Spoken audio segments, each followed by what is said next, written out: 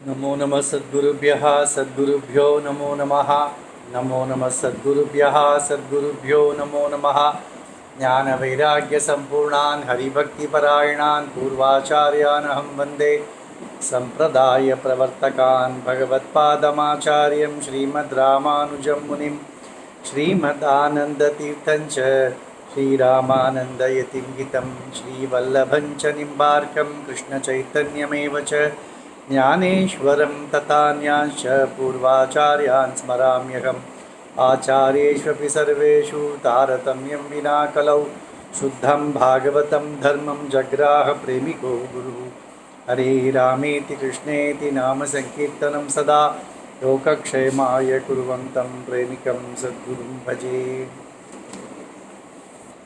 श्री अण्णा रचित श्री वैष्णव संहिता के तृतीय भाग का तृतीय अध्याय। अब आज श्री अण्णा उस गोपी चंदन के पिंड से कैसे कृष्ण का आविर्भाव होता है इसका वर्णन करते हैं। श्री सद्गुरुवाच गोपी चंदनमासाद्य बाष्पपूरितलोचनः तुष्टावद्वादशस्तोत्रैः पूर्णप्रज्ञः वृतांजलिः। मध्वाचार्य का दूसरा नाम पूर्ण प्रज्ञ भी है, आनंद तीर्थ भी है। तो उन्होंने जब गोपीचंदन को पाकर इतने आनंदित हुए, उन्होंने आंसू विमोचन करते हुए 12 स्तोत्रों को वहाँ पर समर्पण किया ताकि भगवान वहाँ उसमें से प्रकट हो जाए। मध्वोवाच यत्कटाक्षबलेनैव जगतां सर्वमङ्गलं करोति साक्षात् श्रीदेवी वंदे तम अजितम प्रभु। श्रीदेवी जिसकी कटाक्ष बल से, जिस भगवान की कटाक्ष बल से जगत की मंगल करती है, वह उस भगवान को मैं नमस्कार करता हूँ। श्रीदेवी भी भगवान के कृपा से ही लोगों पर कृपा करती है। आविर्भवतु मे साक्षात् आनंद विग्रह समान सौंदर्य निर्जित इक्षुशरासनः। कहते हैं कि आप इस गोपी चंदन से आपका आविर्भाव हो जाना चाहिए। प्रार्थना करता हूँ। कैसे? साक्षात आनंद रस विग्रह है आप, और असमान सौंदर्य है, असाधारण सौंदर्य है आपका। आप मनमत को भी जीतने वाले हो आपके सुंदरता से। हरि ही सर्वोत्तमः पातु ब्रह्म रुद्रादि सेवितः मुमुक्षवो भजन्ते ये परया भक्ति निष्ठया। हरि सर्वोत्तम है, आप सर्वोत्तम हैं, हमारी आप रक्षा कीजिए। आपका वंदन ब्रह्मा शिव आदि सभी देवताएं आपका वंदन करते हैं। मुमुक्षु जो मोक्ष के इच्छुक है, वे भी आपकी ही भक्ति करते हैं ताकि मोक्ष पाए। यस्मात् परतरो नास्ति सर्वशास्त्र प्रमाणतः स एव वासुदेवो मां सर्वथा रक्षतु प्रभु। सभी शास्त्रों में यही कहा गया है कि विष्णु के परे कुछ तत्व नहीं है, सर्वोत्तम वही है। तो ऐसे वासुदेव मेरी रक्षा करने दो। नारायणं केशवं च गोविंदं माधवं हरिं त्रिविक्रमं वामनं च नमामि मधुसूदनं। श्रीधरं पद्मनाभं च विष्णुं दामोदरं प्रभुं ऋषिकेशं वासुदेवं श्रीकृष्णं प्रणमाम्यहं। नानावतारभेदेन भक्तानां परमं हितं विदधासि कृपा सिन्धु देवदेव जनार्दन। जब जब जगत पर संकट आती है, आप अनेक प्रकार के अवतार लेते हैं। मत्स्य कूर्म वराह, जैसे अवतार की आवश्यकता है वैसे अवतार लेकर आप भक्तों की हित करते हैं। आपकी कृपा सागर होने से ही ऐसा करते हैं। बिना देव हैं सभी, जैसे हमारे लिए देव श्रेष्ठ है, ऐसे देवों के लिए देवों का भी वो देव है। बिना तु परमां भक्तिं तव पादाम्बुजातयोः नराणां मोक्षलाभाय साधन भी न विद्यते। भगवत भक्ति के अलावा सिवाय और कोई मोक्ष साधन नहीं है। आनंद कंद गोविंद रमावल्लभ केशव जगन मंगल मूर्ते तम प्रसीद पुरुषोत्तम, उस पर कृपा कीजिए। जय गोवर्धनोद्धारा, जय गोपी मनोहरा, जय गोविंद गोपाल मुकुंद विजयी भव। इस प्रकार अनेक स्तोत्रों से भगवान को प्रसन्न किया। तब क्या हुआ? तब श्री सद्गुरुवाच एवं आनंद तीर्थस्य स्तोत्रम श्रुत्वा श्रेयपति आविर्बभूव भगवान गोपीचंदन मध्यतः। मध्वाचार्य के इन स्तोत्रों को सुनकर प्रसन्न होकर उस गोपी चंदन से भगवान का आविर्भाव हो गया। प्रद्युम्न जननी हस्त पूजितांग सरोरुहा, ब्रह्मरुद्रादि लोकेश किरीटाग्र विराजितः। कितने सुंदर श्लोक है, देखिए। प्रद्युम्न जननी रुक्मिणी देवी, रुक्मिणी देवी के श्री हस्तकरों से पूजित है भगवान के चरण कमल, ऐसे कर्ण कमल से युक्त हैं आप। ब्रह्मरुद्रादि लोकेश किरीटाग्र विराजित, ब्रह्मा शंकर आदि आपको दंडवत प्रणाम करते हैं, तब उनका सिर में जो मुकुट है वो आपके चरणों को स्पर्श करता है। चरणद्वंद संशोभि सुवर्ण मणिनूपुरः, किंकिण्या बद्ध जगनो मनोहर दिगंबरः। आपके श्री चरणों में सुंदर नूपुर बांधे हुए हैं, आप मनोहर दिगंबर रूप में आविर्भूत हुए हैं। दामबंधन चिन्हेन विराजित दलोदरः, आपके उदर में दामबंध जो यशोदा माता ने बांधा था ना उखल से, वो उसका निशानी है। और कमलासन जन्मे हेतु नाभि सरोरुहा, उसी तो उधर कमल नाभि से ब्रह्मा जी का उत्पन्न हुआ था, जन्म हुआ था। शार्दूल नख संशोभि मुक्तावली विभूषिता, आपके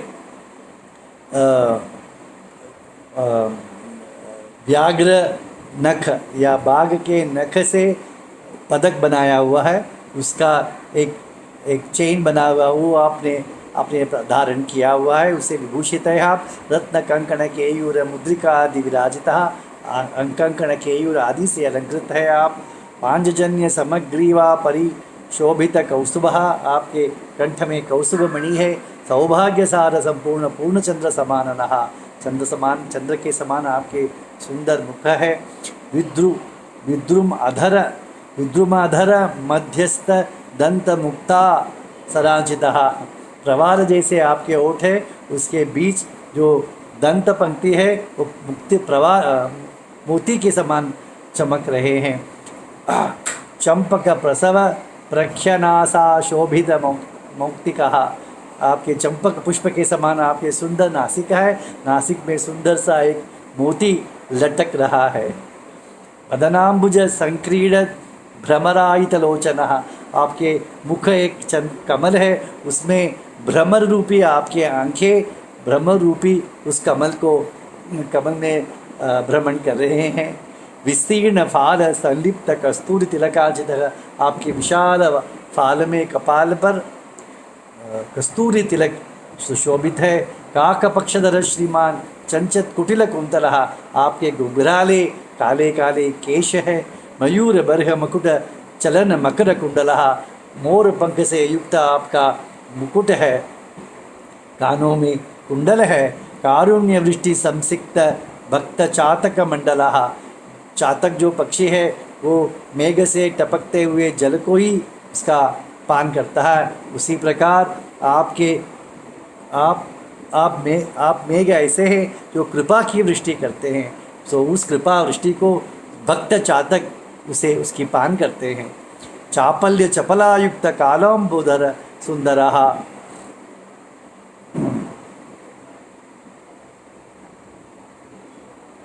तो मेघ समान घनश्याम सुंदर है आप। हस्ते नादाय योक्रंच मंथानम अपि लीलया तिष्ठन् नंदकुमारोयम यतये दर्शनम ददौ। भगवान ने कैसे दर्शन दिया? अपने हाथ में मंथन जिसे मथनी को पकड़ा हुआ है एक हाथ से, और नंद कुमार के रूप में उन्होंने मध्वाचार्य को दर्शन दिया। मध्वाचार्यो महाभागः कृष्ण दर्शन कौतुकात् ननर्थ प्रेम संपूर्णः पुलकांचित विग्रह। जैसे कृष्ण सूरी के शालग्राम में से श्रीनिवास भगवान प्रकट हुए थे, उसी प्रकार या गोपी चंदन से यहाँ पर कृष्ण प्रकट हुए हैं। इसे देखकर आनंद मग्न होकर नृत्य करने लगे। कीर्तयन् कृष्ण नामानि मूर्ध्नि बद्धांजलि रता इति आनंद बाष्प सुदिग्धः कपोलो मूर्छितो भवत्। दोनों हाथों के सर के ऊपर रहकर कृष्ण नामों के गायन करते हुए मूर्छित हो गए। वात्सल्य प्रणयनापि तमालिंग्य पुनः पुनः अपश्यत परमानंद पूरितो इति। वात्सल्य भाव से उस भगवान को आलिंगन बार बार आलिंगन करने लगे। ग्रामस्थाश्च जनाः सर्वे परमाचर्य संयुताः आगत्य संभ्रमा तत्र चक्रिरे कृष्णदर्शनम। गांव के सभी लोग, आसपास के गांव लोग भी सभी लोग आ गए कृष्ण का दर्शन करने के लिए। पूजयामास आनंदम पुष्पैश्च तुलसीदलैः मध्वाचार्यो यथाशास्त्रं प्रेम संपूर्ण मानसः। पुष्प चंदन आदि तुलसी से भगवान की पूजा की आचार्य ने। भूषणानि च वस्त्राणि भक्ष्याणि च फलानि च प्रेम्णा समर्पयामासु भाग्यवंतो जनास्तना। सब जो लोग आते हैं, कोई भूषण ले आता है, कोई वस्त्र ले आता है, कोई भक्ष्य, कोई फल, सभी को लेकर आते हैं। तो भगवान आचार्य उन सबको भगवान को अर्पण करते हैं। तस्मिन्नेव उडुपी क्षेत्रे कृत्वा मंदिरम अद्भुतम स्थापयामास गोविंदम पूर्ण प्रज्ञो जगद्गुरु। तो उडुपी क्षेत्र में सुंदर कृष्ण मंदिर का निर्माण कर कर उस मंदिर में इस भगवान को, कृष्ण को उन्होंने प्रतिष्ठा कराई। अष्टशिष्यान् महाप्राज्ञो यतीन्द्रान् इति सतमः तापयामास पूजायै कृष्णस्य यथाक्रम। और 8 सन्यासियों को नियुक्त किया गया उनकी कृष्ण की पूजा करने के लिए। कहते हैं 2-2 वर्ष एक सन्यासी करते हैं, उसके पश्चात दूसरे सन्यासी, ऐसे 8 शिष्यों को, वो भी सब यति है, सन्यासी है, वो भी बड़े, उसको भी उत्सव मनाया जाता है। जब एक यति के हाथ से दूसरे यति के हाथ में पूजा का विधान जाता है तो उत्सव मनाया जाता है। यह पठेत उडुपी क्षेत्र महात्म्यम भक्तिपूर्वकम मध्वाचार्य प्रसादेन लभते कृष्ण दर्शन। तो क्या श्री अण्णा कहते हैं, जो भी यह उडुपी क्षेत्र का महात्म्य पढ़ता है भक्तिपूर्वक, उसे मध्वाचार्य की कृपा से कृष्ण दर्शन अवश्य प्राप्त होगा। हमारे श्री अण्णा जैसे फल वितरण करने में कोई उनका मात नहीं कर सकता, इतने उदार रूप से फलश्रुति कर देते। श्री प्रेमिकेंद्र सद्गुरु महाराज की जय।